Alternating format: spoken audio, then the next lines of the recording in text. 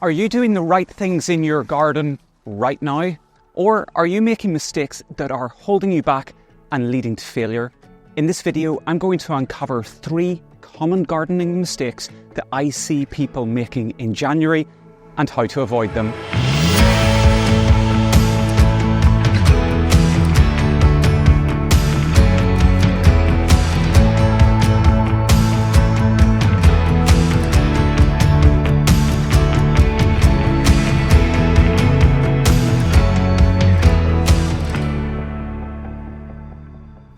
Hey everyone, how's it going and welcome back.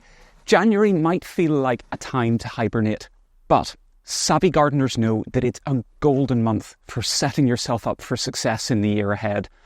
But sometimes things just seem to go wrong, or progress might be slow, and you might not know why. And more often than not, all the advice that you get online is what to do, not the pitfalls that people succumb to. Well, each month I'm going to change that, starting right now. The biggest January gardening mistake? Staying indoors. It is so easy to convince yourself that the garden, well, it can wait until spring. But January is truly a great time to get out and connect with your garden. With most of the leaves gone, plants stripped back, weeds apparent, you can see the bare bones of your space, the structure, the shapes and the framework. While the garden might look sleepy, this is actually the prime time to start ticking off jobs that are harder to do when everything's in full swing. Things like pruning, tidying up, cleaning tools, fixing broken structures. All these tasks are so much easier when plants aren't growing like mad things. This quiet period is also perfect for tackling those bigger projects you might have been putting off. Maybe building a new raised bed, starting into some major structural changes, or just doing what I'm doing here, cleaning, clearing, and getting ready for the year ahead. Because now's the perfect time to make progress, while you're not also having to battle just general garden upkeep while everything's going at 1,000,000 miles an hour, when you're deadheading, watering, and everything else that's just going to automatically get added to your to-do list every single day when spring arrives. The garden might not be growing quickly, but you can be.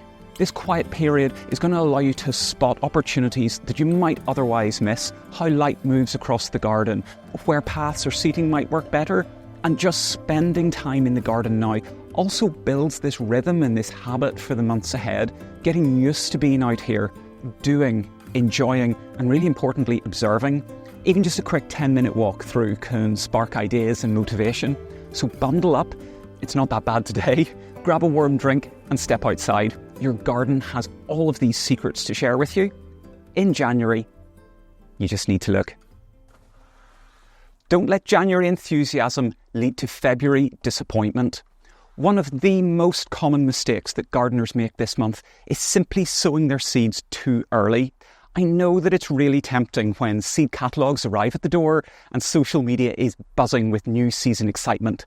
But here's the thing, daylight hours are still short and low light levels mean weak, leggy seedlings and seedling disaster.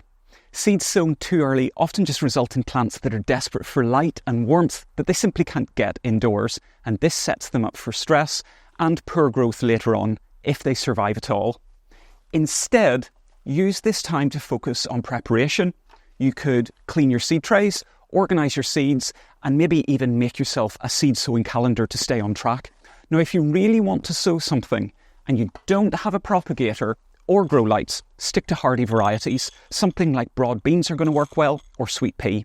They can handle the cooler conditions and they're going to scratch that seed sowing itch whilst also having a good chance of success. January is about patience, something that I'm not good at, so I know that I need to take my own advice. Remember, strong plants start with the right timing. A great garden doesn't just start in spring, it starts on paper in January. Now, I know that I just told you to get outside into your garden rather than staying indoors, but I'm also going to give you permission to stay inside sometimes and enjoy it. Because the final, and what I think perhaps most overlooked mistake, is not using January to dream, plan, and get inspired. This is the perfect month to sit with a hot drink, a notebook or your iPad and maybe a stack of garden books or magazines and start visualising your year ahead. Think about your goals. Are there things that you want to introduce into your garden? New flowers, new crops, creating maybe more space for wildlife? Write it down or sketch it out and make a plan. For me, I've got a huge swathe of my garden that's been cleared and neglected. That was all done when I was working on getting the house sorted. It's now bleak, weed-filled and just waiting to be made beautiful again. So for me, January isn't just about planning and logistics, it's about excitement. Take time to let your creativity flow. Pinterest boards, saved Instagram posts, or even visits to public gardens at this time of year can all spark great ideas.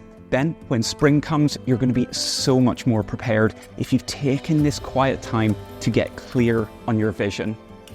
There you have it, 3 common gardening mistakes to avoid this January and how to make the most of this quiet but really powerful month. Get out into the garden, sow smart, tackle those jobs and dream big. Now, if you're looking for my most important, or at least I think my most important seed sowing advice for this time of year is, check out this video here because it is going to be perfect for you right now and you definitely need to hear it. And until next time, see you later.